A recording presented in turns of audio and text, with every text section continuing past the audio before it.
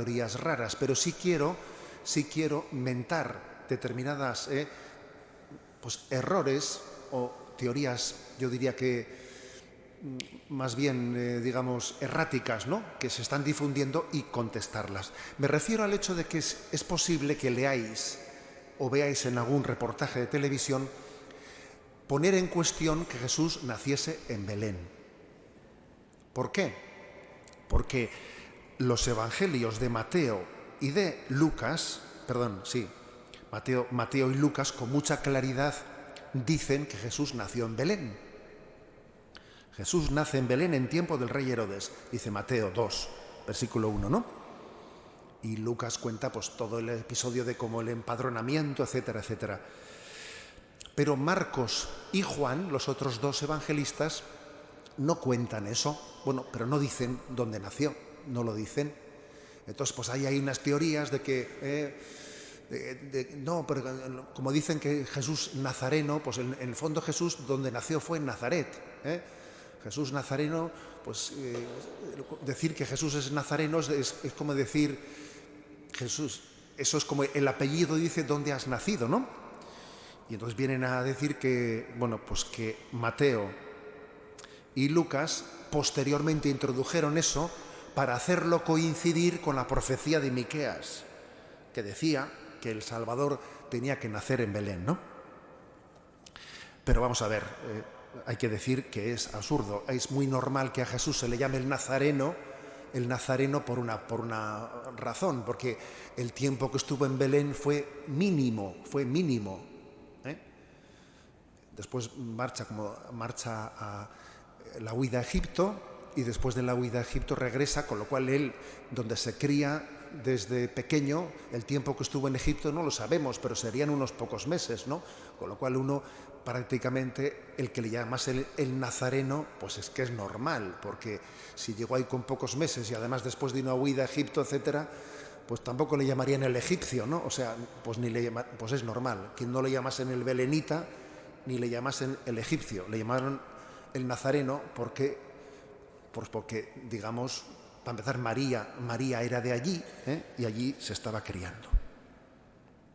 Bueno, eso lo digo un poco respondiendo a una deformación que he visto yo publicada en algunos lugares, que incluso por algún teólogo y por algún reportaje en televisión respondiendo a ella.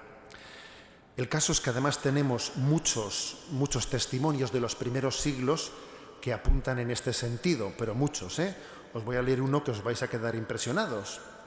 Por ejemplo, Orígenes es un famoso autor del año 240, fijaros, 240. Y dice: en Belén se encuentra la cueva en la que nació, el pesebre donde fue reclinado envuelto en pañales. Todo es conforme con lo narrado por el Evangelio. Esto es de todos conocido y divulgado en la región, incluso reconocido por los enemigos de la fe, que en aquella cueva nació Jesús, a quien adoran y admiran los cristianos. Eso, fijaros, lo cuenta Orígenes en el año 240. Pero es que además lo cuentan Justino, Eusebio de Cesarea, el peregrino de Burdeos, San Cirilo, Egeria. Son abrumadores los testimonios que apoyan la veracidad de lo que afirma el Evangelio, que Jesús nació en Belén. Lo que sabemos es que la gruta en la que Jesús nació fue venerada por los primeros cristianos, y entonces el emperador Adriano, en una de esas persecuciones contra los cristianos, lo que hizo fue tapar aquello y convertirlo en un templo a Adonis Tamuz. O sea, es decir, quería perseguir a los cristianos, y ¿qué hizo? Este lugar que ellos veneran lo voy a convertir en un templo romano, en un templo pagano, y encima de eso puso un bosque sagrado. Tapó aquello, plantó una especie de árboles sagrados y allí hizo un lugar al dios Adonis Tamuz. Pero los cristianos tenían muy claro que debajo de eso estaba la gruta donde Jesús nació. Y cuando vino la conversión del Imperio Romano al cristianismo, pues en ese momento Constantino en el año 326, a los pocos años de su conversión al cristianismo, descubre y se inicia la construcción de la Basílica de Belén que ahora contemplamos. Fue el mismo emperador Constantino, después de su conversión, el que inició esa construcción. Otro dato muy interesante, porque los que habéis sido peregrinos a Belén, recordáis que una cosa que nos sorprende es que cuando uno se mete abajo, allí en la gruta donde Jesús nació, allí están también la gruta de San Jerónimo, porque resulta que San Jerónimo en el siglo IV, acompañado de dos mujeres, ¿no?, Paula y Eustaquia, fue allí, fundó dos monasterios femeninos y él, lo más pegado que pudo a la cueva donde Jesús había nacido, se puso a hacer un trabajo inmenso, uno de los trabajos principales que se han realizado en la historia de la Iglesia, que es traducir todos los textos, ¿no?, del Antiguo y del Nuevo Testamento que están en hebreo y en griego, traducirlos al latín. Y esa fue una gran obra que hizo San Jerónimo, lo que se llama la Vulgata. La Vulgata ha sido la Biblia traducida al latín, que eso era importantísimo, porque claro, los cristianos no sabían hebreo, los cristianos no sabían griego bíblico, no sabían. Entonces se hablaba en latín en el Imperio Romano, ¿no? Entonces San Jerónimo llegó allí, buscó, como digo, fundó esos dos monasterios y lo más cerca que pudo, ¿no?, de aquellas grutas, se puso a traducir la Biblia al latín. Esa traducción ha sido importantísima, importantísima. Esa traducción de San Jerónimo le ha acompañado a la Iglesia católica, a la Iglesia, pues desde aquel siglo V hasta el siglo XX. Ahora ya obviamente ya tenemos escrituristas capaces de leer directamente el hebreo y el griego bíblico sin necesidad de tener que servirse de la traducción de San Jerónimo, ¿no? Hoy en día ya hay especialistas que son capaces directamente de ir al texto original hebreo-griego. Pero claro, fijaros qué importancia ha tenido durante tantos siglos, durante 15 siglos, el trabajo que hizo Jerónimo. Pero fijaros una cosa, no fue porque hoy en día un biblista, ¿a dónde iría a hacer un trabajo como ese tan importante? Iría a una biblioteca, tendría muchos libros, tendría calefacción, tendría un sitio bien acondicionado, bien no sé qué. Él se fue a la cueva, al lado de la cueva en la que nació Jesús. Porque él dijo, yo quiero hacer este esfuerzo de poner escrita la palabra en el latín de este que nació aquí, y vivió haciendo penitencia, vivió haciendo oración, pobremente, de una manera, o sea, es decir, hoy en día cualquiera de nosotros no hubiese dicho, pues venga, este trabajo, y hubiésemos dicho, venga, ordenadores, pues buenas mesas, calefacción. Pues él se fue a una cueva, y San Jerónimo, además, digamos, ha quedado en la historia de la Iglesia como un gran penitente, que casi se pasaba en sus penitencias, ¿no? Así se ha transmitido la palabra de Dios, y es impresionante, ¿no?, que la visita a Belén esté tan ligada a esa intuición, ¿no? Bueno, sigue la historia, sigue para adelante la historia. Ya está construida la Basílica de Belén, y en el año 529,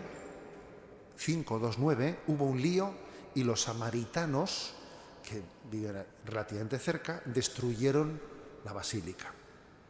No por mucho tiempo, porque el emperador Justiniano la reconstruyó. Y luego pasó un tema muy interesante, que seguro que a los peregrinos les suena, de que allí se nos explica. Viene la conquista de los persas, y los persas hicieron una auténtica escabechina, destruyendo los lugares santos. Pero el único sitio que no destruyeron fue este. ¿Por qué? Porque resulta que en las paredes de la Basílica de Belén habían adornado con mosaicos en los que los magos de Oriente estaban claramente con vestiduras persas. Esos 3 magos de Oriente estaban vestidos con vestiduras persas, y entonces, claro, cuando llegaron los persas a destruir la basílica, oye, que aquí están representados algunos de los nuestros, ¿no? Y entonces no se atrevieron, fue la basílica que respetaron. Aquello fue muy importante, claro, porque eso hizo que aquella basílica de Belén pues haya sido una basílica privilegiada, ¿no? Porque fue no destruida por la invasión de los persas. Y fueron los Reyes Magos los que salvaron el tema, ¿eh? Hay que decir que tiene la cosa su... Bueno, sigue la historia adelante. Y llegan las cruzadas. Bueno, viene la invasión musulmana, las invasiones musulmanas se hacen con todo aquello, y bueno, gracias a Dios no destruyeron la Basílica de Belén, porque los musulmanes creen que Jesús es un profeta y por eso no lo destruyeron. Y entonces llegan las cruzadas, los cristianos en un primer momento se hacen con aquel lugar, y fíjate, en la Navidad del año 1100, en esa Basílica de Belén se coronó el rey Balduino como el rey de Jerusalén. Los cruzados allí llegaron, ¿no? Y entonces dijeron, bueno, vamos a restaurar la monarquía de David. Vamos a restaurar una monarquía cristiana. Y fíjate, a un tal Balduino le coronaron como rey. Las cruzadas finalmente fracasaron. Era muy difícil poder desde tan lejos estar allí sosteniendo aquellas tropas. Finalmente los musulmanes ganaron aquella guerra, y San Francisco de Asís, por el camino de la pobreza, por el camino de la puerta de atrás, que muchas veces, ¿no?, ese camino de la puerta de servicio es más eficaz que el de la puerta grande. Ojo con este dato, Francisco de Asís, en vez de ir por el camino de la cruzada, de coger la espada e intentar reconquistar la Tierra Santa de los musulmanes, pues bueno, pues dices, tira esa espada, vamos por la puerta de servicio, nos descalzamos, vamos descalzos, con un hábito, con una cuerda alrededor, pidiendo limosna, y obviamente así se puede entrar fácil. Y así entran los franciscanos en el siglo XIV. Y poco a poco pues van instalándose en los santos lugares con muchos problemas, porque claro, con muchos problemas, pero se van poco a poco haciendo con algunas propiedades, ¿no? De manera que en la actualidad la Basílica de Belén es propiedad de 3 iglesias cristianas: los ortodoxos griegos, que se les llama, los armenios y los católicos, los franciscanos, ¿no? Es una basílica compartida por los 3. Bueno, sigue adelante